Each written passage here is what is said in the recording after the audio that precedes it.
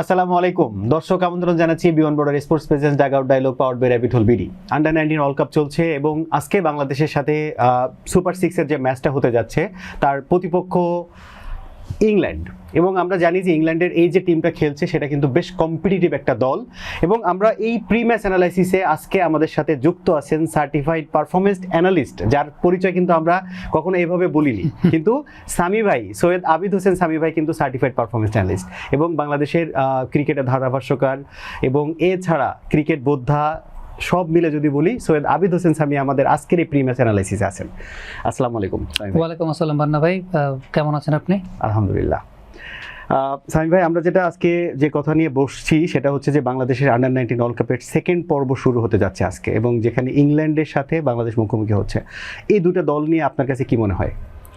আমার কাছে মনে হচ্ছে বাংলাদেশ সোফার এই আন্ডার-19 ওয়ার্ল্ড কাপ ক্যাম্পেইনে the expectation they had, but unfortunately because of rain, মানে by the grace of rain India could manage to win the first match. কারণটা হচ্ছে যে বৃষ্টির পরেই বাংলাদেশের মোমেন্টামটা ব্রেক হয়ে গিয়েছিল, কন্ডিশনটা চেঞ্জ হয়ে গিয়েছিল এবং খুব অল্প সময়, খুব সম্ভবত 22 রানে শেষের দিকে 7টা উইকেট বাংলাদেশের পড়েছে, কাটেল ওভার ম্যাচ ছিল। যেই মোমেন্টামে বাংলাদেশ এগিয়ে যাচ্ছিল সেই মোমেন্টামটা ব্রেক হয়েছিল। After that against New Zealand they actually did not have any kind of outing, so মাত্র 52 বা 54 রান করেছে নিউজিল্যান্ড, 51 রান এক উইকেট ছিল। আফটার দ্যাট ইউএস এর সঙ্গে ম্যাচটা আমার কাছে মনে হয়েছিল যে ইউএস এর সঙ্গে ম্যাচটা আরেকটু ডমিনেট করে হয়তো বা বাংলাদেশ জিততে পারতো। বোলিং এ আপনি considering the strength of US এর ব্যাটিং, বাংলাদেশের বোলিং এর জায়গাটা আমার কাছে মনে হয়েছে আরেকটু হয়তো বা অ্যাটাকিং অপশনে যাওয়া যেত, বিশেষ করে বাংলাদেশের স্ট্রেংথটা যেরকম স্পিনের উপর ডিপেন্ড করা। ইভেন পেসে আলফাহাদ বা মারুফ মৃধারা আছেন, তারাও তো বেশ ভালো করেছেন। ইন্ডিয়ার সঙ্গে ম্যাচটা আমরা দেখেছিলাম যে আলফাহাদ হি ওয়াজ ফেনোমেনাল, 4টা উইকেট তিনি নিয়েছিলেন। এটাতে আরেকটু অ্যাটাকিং অপশনে যাওয়া যেত। তারপরও 7 উইকেটের একটা বড় জয় পেয়েছে বাংলাদেশ। এখন ইংল্যান্ডের সঙ্গে যে ম্যাচটা, টু বি ভেরি অনেস্ট, এই ম্যাচটাকে আমার সবচেয়ে বড় দুশ্চিন্তার জায়গাটা হচ্ছে weather, how the weather is going to react. খেলা হচ্ছে কি না হচ্ছে। বুলাওয়েতে যেমনটা আসলে খুব আনপ্রেডিক্টেবল এই সিজনটা, যে ওয়েদার প্রেডিকশনে হয়তো বা বৃষ্টিটা নাই খুব বেশি। আমি একটু আগে দেখছিলাম যে পার্সেন্টেজটা আসলে কিরকম, সেই পার্সেন্টেজের জায়গাটা আসলে 50-50। আপনি ইউ ক্যান নট প্রেডিক্ট যে সেখানে কি হতে যাচ্ছে বা খেলা হবে কি হবে না, বা কতটুকু খেলার উপর ইন্টারাপশনটা কিরকম হবে বা না হবে। So unfortunate for Bangladesh, England একটা খুব টাফ অপোনেন্ট। এই টুর্নামেন্টে এখন পর্যন্ত আনবিটেন, এবং তারা তাদের লাস্ট ম্যাচটা যেভাবে খুব ডমিনেট করে জিতেছে, বাংলাদেশও তাদের লাস্ট ম্যাচটা জিতেছে, কিন্তু বাংলাদেশের মোমেন্টামটা কিন্তু এই জায়গাটা অনেক কম। কারণটা হচ্ছে প্রথম ইন্ডিয়ার সঙ্গে যে ম্যাচটা, জেতা ম্যাচ বাংলাদেশ যেভাবে হেরেছে, এরপর নিউজিল্যান্ডের সঙ্গে ম্যাচটা হয় নাই, ইউএস এর সঙ্গে একটা ম্যাচ তারা জিতেছে। সো ওভারঅল সবকিছু বিবেচনা করলে ইংল্যান্ড তো এই জায়গাটা আপার হ্যান্ডে থাকবে, কারণ ইংল্যান্ডের জন্য হয়তো এটা মাস্ট উইন গেম না, বাংলাদেশের জন্য to survive in this tournament it's a must win game. So psychological প্রেশারটা কিন্তু অনেক বেশি মাত্রায় কাজ করে, বাট তারপরেও still hoping for the best. বাংলাদেশের যে স্ট্রেংথটা আছে, পটেনশিয়ালটা আছে, সেই পটেনশিয়ালের বেস্ট আউটপুটটা মাঠে এক্সপ্লোর করতে পারাটাই সবচেয়ে ইম্পর্টেন্ট বিষয়। সামি ভাই, আপনি বলছিলেন যে বাংলাদেশের ফার্স্ট ম্যাচে কিন্তু আমরা 3 জনের বাইরে কিন্তু কাউকে 2 অঙ্কের কোঠায় যেতে দেখিনি, এবং যেটা বলছিলেন যে ব্যাটিংটা কিন্তু ওখানে একটু হলেও আমার কাছে মনে হয়েছে যে একটু বেটার হওয়া যেতে পারতো। এবং পরের ম্যাচে যেটা আপনি বলছিলেন যে ইউএস এর সঙ্গে যে ম্যাচটা বাংলাদেশ জিতেছে, এখানে কিন্তু আমরা অ্যানালাইসিসেও বলেছি যে বাংলাদেশ হয়তো এত রান কনসিড না করতে পারতো ইউএস এর বিপক্ষে, এবং এই ম্যাচটা হয়তো আরো বড় ব্যবধানে জেতা উচিত ছিল। সো এইখানে আপনার কাছে কি মনে হয় যে দলের যেটা আছে এই চেঞ্জটা কি এই টিম নিয়ে খেলা উচিত, নাকি কোনো চেঞ্জে আপনি চাচ্ছেন? না, এই টিমটা তো they have been performing for last 1.5 years, 1.5 বছর ধরে তারা পারফর্ম করছে। বাট এই টুর্নামেন্টে আমরা 2টা ম্যাচে আসলে যে বিষয়টা দেখতে পেয়েছি, ইনফ্যাক্ট 3টা ম্যাচেই যেহেতু বাংলাদেশ বোলিং করেছে, যে বিষয়টা দেখতে পেয়েছে যে initially with the new ball Alfahad এবং Maruf Mridha they have been very good, but after that আমার কাছে মনে হয় মিড ওভার্সের ওই সময়টাতে, যে সময়টা স্পিনারদের ডমিনেট করাটা উচিত, বাংলাদেশের স্পিন ডিপার্টমেন্ট কিন্তু বেশ ভালো। আমরা for last couple of years দেখছি যে এই টিমটা কিন্তু considering the spin department they have been very good, কিন্তু এই কন্ডিশনটাতে এখন পর্যন্ত আসলে মনে হয় না যে বেস্ট পটেনশিয়াল অনুযায়ী এক্সপ্লোর করতে পেরেছে বাংলাদেশের স্পিন ডিপার্টমেন্টের জায়গাটা। ব্যাটিংয়ের পয়েন্ট অফ ভিউ থেকে আমি যে বিষয়টা বলবো সেটা হচ্ছে যে under pressure, against quality bowling, under pressure এবং এগেনস্ট অপোনেন্টস সেট ট্র্যাপ, বাংলাদেশের ব্যাটসম্যানদের দুটা ম্যাচে আমার কাছে মনে হয়েছে, ইনফ্যাক্ট ইন্ডিয়ার সঙ্গে ম্যাচটাতে তো বিষয়টা এরকম হয়েছিল, কন্ডিশনটা খুব উইন্ডি কন্ডিশন ছিল, জি। উইকেটটা প্যাচি উইকেট ছিল। আপনি খেয়াল করে দেখবেন যে ইন্ডিয়ান স্পিনাররা যে কাজটা করছিল শেষের দিকে কিন্তু বৃষ্টির পরে তারা কোনো পেসার ইউজ করে নাই, করেনি। তারা স্পিনারদেরকে দিয়ে কাজ করিয়েছে। সো স্পিনাররা যেটা করছিলেন ফ্লাইট দিয়ে লুপ দিয়ে মোয়া দিচ্ছিলেন, ব্যাটসম্যানরাও ওই সময় যে কাজটা করছিলেন সেটা হচ্ছে লং অন লং অফ দিয়ে খেলার চেষ্টা করছিলেন। এই সময়টাতে আসলে এক্সপিরিয়েন্সের ব্যাপারটা, যে যখন আপনার এরকম উইন্ডি কন্ডিশন চলছে, অপোনেন্ট আপনাকে মোয়া দিচ্ছে, তখন সাইড শটটা অনেক বেশি মাত্রায় খেলতে হয়, সুইপ কাট, রিভার্স সুইপ, প্যাডেল, এই উইকেটের টাইপের side শটগুলোকে, গুলোতে। এক্স্যাক্টলি সাইড শটগুলো অনেক বেশি মাত্রায় খেলতে হয়। ওই জায়গাটা বাংলাদেশ ফেল করেছে। রিজানকে আমরা দেখতে পাচ্ছিলাম একটা জায়গায় যে রিজান কিন্তু এক্সট্রা কাভারের বাউন্ডারি লক্ষ্য করছিলেন, আবার লং অন লং অফের মাঝামাঝি অঞ্চল দিয়ে বাউন্ডারি মারার চেষ্টা করছিলেন, বাট আনফর্চুনেটলি পরবর্তী সময় আবার ওই এক্সট্রা কাভার অঞ্চলে ধরা পড়েছেন, কারণ India was very clever on that occasion. So এই জায়গাটা আমি বলবো যে ক্রিকেট সেন্সের কিছু জায়গা আছে যেই জায়গাগুলো আসলে একটু অ্যাপ্লাই করাটা খুব ইম্পর্টেন্ট। এবং ইংল্যান্ডের এই লাইন আপটা যদি আপনি চিন্তা করেন যে তাদেরও কিন্তু স্পিন ডিপার্টমেন্টটা আছে বেশ ভালো, ফারহান আছেন সেই জায়গাটা লেগ ব্রেক বোলার, এই টুর্নামেন্টে এখন পর্যন্ত 3টা উইকেট তিনি নিয়েছেন, এবং লেগ স্পিনার এগেনস্টে বাংলাদেশ ট্রেডিশনালি সবসময় স্ট্রাগল করে। এখন কালকে কন্ডিশনটা কেমন হতে যাচ্ছে উই ডোন্ট নো, বাট আমার কাছে মনে হয় যে বাংলাদেশের ব্যাটিংয়ে তাদের বেস্ট পটেনশিয়াল আউটপুটটা দেওয়াটা খুব জরুরি। আর লামস্টেন তাদের যে পেস বোলার, অলরেডি 6 উইকেট তিনি গ্র্যাব করেছেন এই টুর্নামেন্টে, সেকেন্ড ম্যাচে 3 উইকেট নিয়েছিলেন এগেনস্ট জিম্বাবুয়ে। এবং তার ক্ষেত্রে যে বিষয়টা উল্লেখযোগ্য যে শর্ট অফ দ্য লেন্থের বলগুলো এই বয়সে আন্ডার 19 লেভেলে, এই বয়সে পেছনের লেন্থ, শর্ট অফ দ্য লেন্থের বলগুলো খুব ভালো পেসটা ইউজ করতে পারেন, অর্থাৎ ওই লেন্থে পেসটাকে ইউজ করাতে পারেন। বাংলাদেশের ব্যাটিং পার্সপেক্টিভ থেকে চিন্তা করলে আপনি যদি চিন্তা করেন যে রিফাত বেগ টপ অর্ডারে আছেন, জাওয়াদ আবরার আছেন, আজিউল হাকিম তামিম আছেন, লাইন আপটা বেশ ভালো, লাইন আপটা বেশ ফ্যাসিনেটিং। কিন্তু প্রবলেমের জায়গাটা হচ্ছে এগেনস্ট কোয়ালিটি বোলিং অ্যাটাক আসলে কতটুকু আউটপুট দিতে পারবেন। বিশেষ করে আমি আসলে পেসের এগেনস্টে ব্যাটিং নিয়ে খুব বেশি চিন্তিত না, আমি স্পিনের এগেনস্টে এই টিমের ব্যাটিং নিয়ে খুব বেশি চিন্তিত। কারণটা হচ্ছে অন্যান্য টিম যেভাবে কন্ডিশনটাকে এক্সপ্লোর করছে, বাংলাদেশের ব্যাটিং সেই অনুযায়ী আসলে কতটুকু আউটপুট দিতে পারবে, এটা একটা প্রশ্নের জায়গা।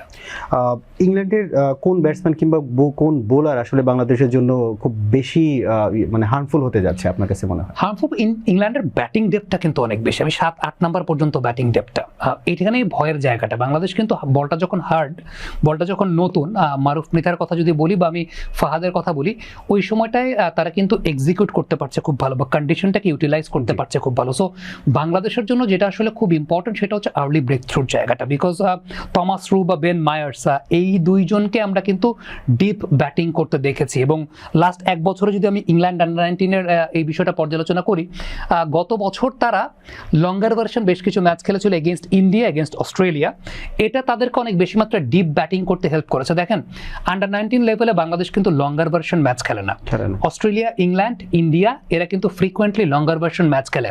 ভাইভাব সূর্যবংশীর কথা যদি আমি বলি, ভাইভাব সূর্যবংশীকে মানুষ আইপিএল থেকে হয়তো বা চেনে, বাট আমি আরও দেখেছিলাম অস্ট্রেলিয়া আন্ডার 19-এর সঙ্গে ইন্ডিয়া আন্ডার 19-এর 4 দিনের ম্যাচে। ঠিক তেমনিভাবে আমি যদি টমাস রুর কথা বলি বা বেন মায়ার্সের কথা বলি, এই লঙ্গার ভার্সন ম্যাচগুলো তারা খুব খেলেন। সো আপনি যদি 19 লেভেলের এক্সপিরিয়েন্স অনুযায়ী চিন্তা করেন, জাওয়াদ বলেন, আজিজুল হাকিম তামিম বলেন, ওদের কিন্তু লঙ্গার ভার্সনের এক্সপিরিয়েন্সটা ওই লেভেলের নাই। ফার্স্ট ক্লাস ক্রিকেটও তারা ওইরকমভাবে প্রমিনেন্টলি খেলেন না। সো যত বেশি আপনি লঙ্গার ভার্সনের ম্যাচ খেলবেন, তত বেশি কি হবে, আপনি আপনার টেকনিক নিয়ে নিজেকে রিঅ্যাসেস করার একটা অপরচুনিটি পাবেন এবং আপনার টেকনিক্যাল জায়গাগুলো নিয়ে আপনি কাজ করতে পারবেন। আমি এই দুজন ব্যাটসম্যানের কথা পার্টিকুলারলি কেন বলছি, because they can bat deep. Otherwise ইংল্যান্ডের লাইন আপটা অনেক বড়, 8 নাম্বার পর্যন্ত ব্যাটসম্যান, কিন্তু ইনিশিয়ালি আমার কাছে মনে হয় যে Bangladesh has to get rid of this two, এই দুজনের কাছ থেকে পরিত্রাণ পাওয়াটা ইনিশিয়ালি। কারণ যেহেতু নতুন বলে, আমি আবারও বলছি, নতুন বলের কন্ডিশন ইউটিলাইজেশনটাই বাংলাদেশ ভালো করেছে এখন পর্যন্ত। মিড ওভার্সের বা ওই সময়টা জানি না কালকে বুলাওয়েতে কেমন আচরণ করবে উইকেট, বাট আমার কাছে মনে হয় initial breakthrough is very important because it's a must win game. Samim ভাই, একবার শেষের দিকে আপনার কাছে জানতে চাই কত রান আশা করছেন অ্যাপ্রক্সিমেটলি? এটা তো আসলে কন্ডিশনের উপর ডিপেন্ড করছে যে আমরা কেমন এক্সপেক্ট করছি বা কেমন উইকেটটা আসলে কেমন আচরণ করছে। আমার কাছে মনে হয় যে এই 19 লেভেলে যেটা আসলে হয় যে মানে হুয়েভার উইজ দ্য টস, আমার কাছে মনে হয় যে সবাই যেটা চেষ্টা করে যে একটা মোমেন্টাম নেওয়ার জন্য, যে ইনিশিয়াল প্রথম 10 ওভারের একটা মোমেন্টাম নেওয়ার জায়গা, আমার কাছে মনে হয় যে অ্যাকর্ডিং টু পটেনশিয়াল ক্রিকেট খেলাটা খুব ইম্পর্টেন্ট। হ্যাঁ, কন্ডিশনটা যদি আসলে অনেক ট্রিকি হতো তখন আমি বলতাম যে আসলে কত রানের মধ্যে আটকানো, কত রান করা, সেটা একটা জায়গা। কিন্তু বুলাওয়ের কন্ডিশন কিন্তু সবসময় ইভেনলি ব্যালেন্সড থাকে, ব্যাটিং বোলিং দুইটা ওয়াইজে খুব বেটার থাকে। তো আজকের দিনের কন্ডিশনটা আসলে কেমন আচরণ করছে, আজকের দিনের কন্ডিশনটা কেমন আচরণ করবে, উই ডু নট নো যে আসলে কেমন আচরণ করতে যাচ্ছে। খেলা শুরু হলে 5-6টা ওভার দেখার পরে আসলে বলা যায় যে কেমন কি করছে। বাট আমার কাছে মনে হয় যে বাংলাদেশের দুইটা জায়গা, একটা হচ্ছে মিড ওভার্সের ব্যাটিং আর মিড ওভার্সের bowling.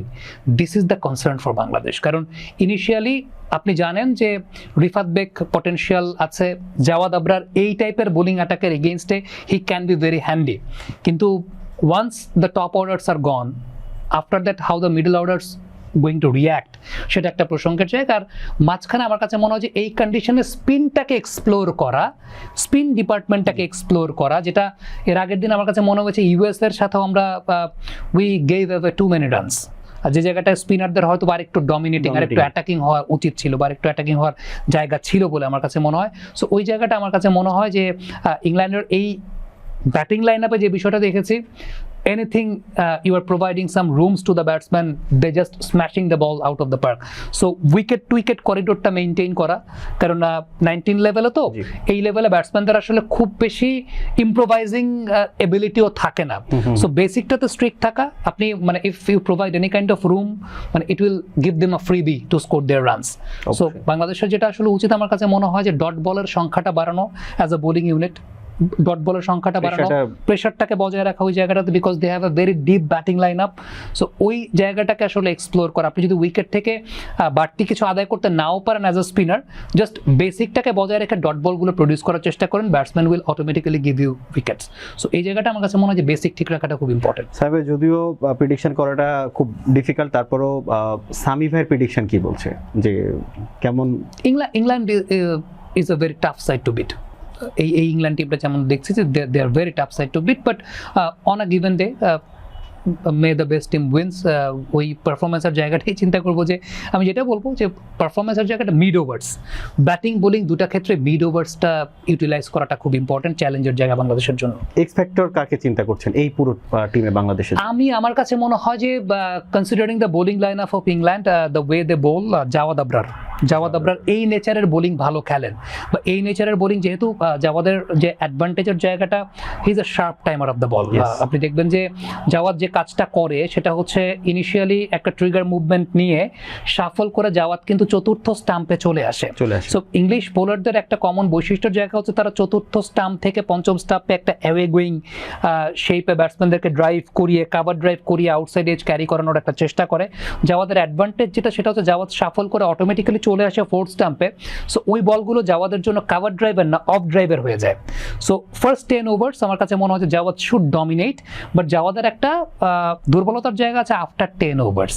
After 10 ওভার্স when there are 5 fielders outside the circle বা 4 fielders outside the circle, when your long on is blocked, ওই সময়টা জাওয়াদ হয়তো একটু হেজিটেশনে ভোগেন যে whether I should charge the ball or not, whether I should go for my shots or not। ওই সময়টা দেখা যায় জাওয়াদকে ইনার সার্কেলের ভেতরে স্পিনাররা ম্যাক্সিমাম ক্ষেত্রে পুশ করিয়ে কাভারে দুইটা কাভার বা পয়েন্ট ব্লক করে জাওয়াদের কাছ থেকে ডট বল তারা আদায় করে। বাট আমার মনে হয় জাওয়াদ পাওয়ার প্লেতে যে নেচারের ব্যাটিংটা করে, thinking that there is no long off in place, there is a mid off in place, Jawad কিন্তু তার একদম ফুল ফেসের শটটা খেলে। সো আমার কাছে মনে হয় জাওয়াদের ওইটাই চিন্তা করা উচিত, there is no long off in place, just think that ওই লং অফটা মিড অফের মধ্যে আছে, এক্স্যাক্টলি। আমার কাছে মনে হয় ওই হেজিটেশন থেকে জাওয়াদের দূরে আসাটা, বের হয়ে আসাটা খুব ইম্পর্টেন্ট। এবং এই কন্ডিশনটাতে আমার কাছে যেটা ব্যক্তিগতভাবে মনে হয় যে Jawad Abrar can be very handy against the English bowling attack. ধন্যবাদ সামি ভাই। আমরা এতক্ষণ শুনছিলাম যে বাংলাদেশের নেক্সট যে ম্যাচ আজকে হতে যাচ্ছে ইংল্যান্ডের সাথে, সেটার অ্যানালাইসিস। ধন্যবাদ সামি ভাই। দর্শক সাথে থাকার জন্য ধন্যবাদ। আপনাদের সঙ্গে আবার দেখা হচ্ছে মিড ব্রেক অ্যানালাইসিসে। ততক্ষণ পর্যন্ত ভালো থাকুন, সুস্থ থাকুন। আসসালামু আলাইকুম।